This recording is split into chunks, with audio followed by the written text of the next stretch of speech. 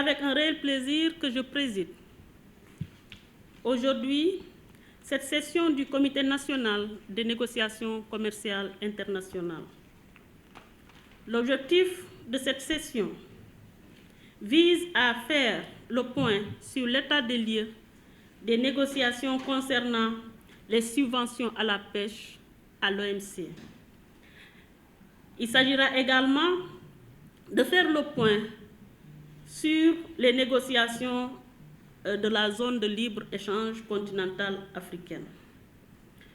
Permettez-moi tout d'abord, mesdames et messieurs, d'exprimer mes vifs remerciements aux membres du comité pour leur engagement sans faille à contribuer à la définition des positions sur les grandes questions qui interpellent notre pays en matière de politique commerciale. La rencontre d'aujourd'hui s'inscrit dans un contexte où se profilent des orientations majeures. D'abord, la réunion ministérielle de l'OMC du 15 juillet prochain sur les subventions à la pêche, mais également la prochaine conférence de l'Union africaine prévue en octobre 2021 qui va statuer sur les progrès réalisés dans le cadre de la zone de libre-échange continentale africaine. Mesdames et messieurs, voilà maintenant 20 ans que les membres de l'OMC avaient décidé de lancer les négociations sur les subventions à la pêche dans le but de clarifier et améliorer les disciplines de l'OMC. Ce dernier constitue un point essentiel à la sauvegarde de l'équilibre humain et il fallait pour l'OMC, en tant que dépositaire de la tâche qui lui a été confiée par d'autres organisations internationales, d'établir des règles visant à prohiber des subventions qui menacent la durabilité de la pêche.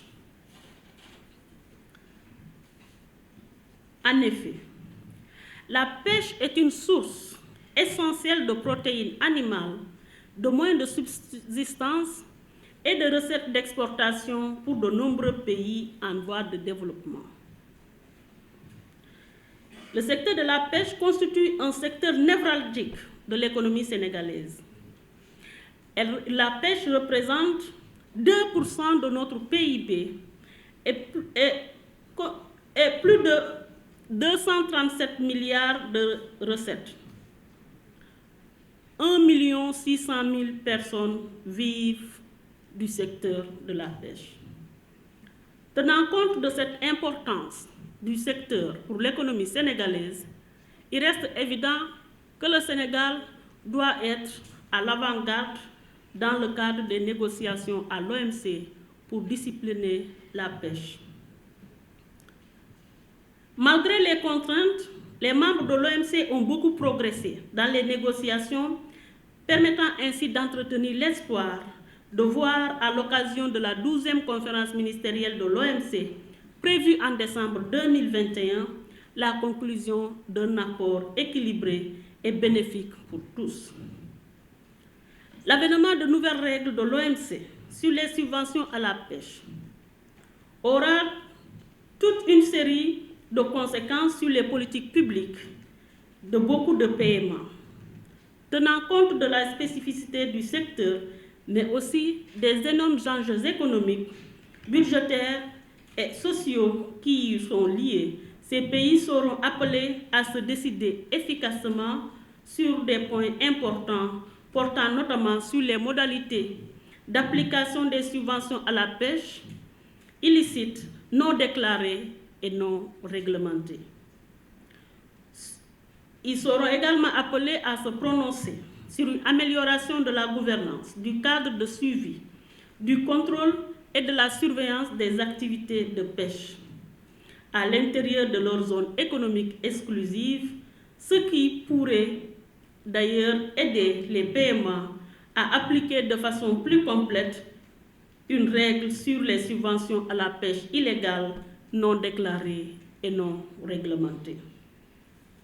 Autant de questions sur lesquelles les avis du Comité national de négociation commerciale internationale sont vivement souhaités, en perspective notamment de la 12e conférence ministérielle de l'OMC. Mesdames et messieurs, en ce qui concerne la zone de libre-échange continentale africaine, comme vous le savez, les échanges commerciaux ont été lancés officiellement depuis le 1er janvier 2021. Malgré ce démarrage et l'engouement qu'ils ont suscité, que ces échanges ont suscité pour les populations africaines, les échanges demeurent encore timides à ce jour. Les travaux se sont poursuivis dans le cadre des négociations avec la création de comités spécifiques et d'organes subsidiaires sur le commerce des marchandises et le commerce des services, ainsi que sur la mise en place de l'organe de règlement des différends. Au niveau national, plusieurs initiatives ont été prises afin de préparer et accompagner la mise en œuvre de la zone de libre-échange continentale africaine. C'est ainsi qu'avec l'appui de la Commission économique pour l'Afrique, le Sénégal a élaboré sa stratégie ZLECAf, mais également a entrepris, avec le Bureau de mise à niveau des entreprises, à élaborer une stratégie de mise à niveau des entreprises dans le cadre de la zone de libre-échange continentale africaine. Mais tout ce travail ne peut produire des effets que si le secteur privé s'approprie les résultats de ces négociations. C'est l'occasion donc pour moi de lancer un appel au secteur privé pour qu'il se mobilise davantage, non seulement dans les négociations, dans l'élaboration des positions de négociation du Sénégal, mais aussi dans la mise en œuvre effective de l'accord sur la zone de libre-échange continentale africaine. C'est dans cette dynamique que je rappelle que le Comité national de négociation commerciale internationale joue un rôle majeur, au-delà d'être une instance de définition des positions de négociation du Sénégal. Il sert également de cadre d'évaluation de la mise en œuvre des accords et nous avons besoin d'une meilleure mobilisation des acteurs pour lui permettre de jouer véritablement le rôle qui lui est dévolu. Les autres questions inscrites au programme de renforcement des capacités dans le cadre de l'opérationnalisation de la stratégie nationale ZLECAf pour l'année 2021 sont la réalisation d'une étude sur la mise en conformité des mesures OTC et SPS avec des mesures de facilitation des échanges dans le cadre de la zone de libre-échange continentale africaine.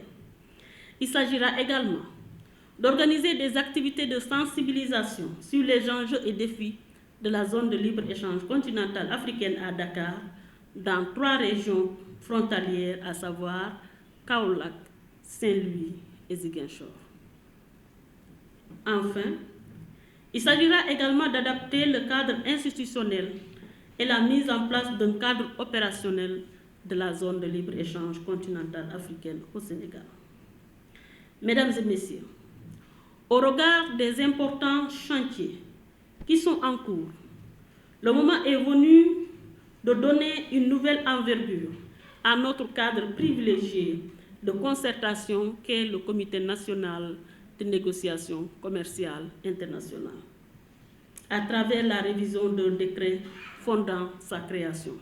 Je voudrais vous inviter à vous y pencher dans les plus brefs délais afin de proposer le nouveau décret au gouvernement du Sénégal.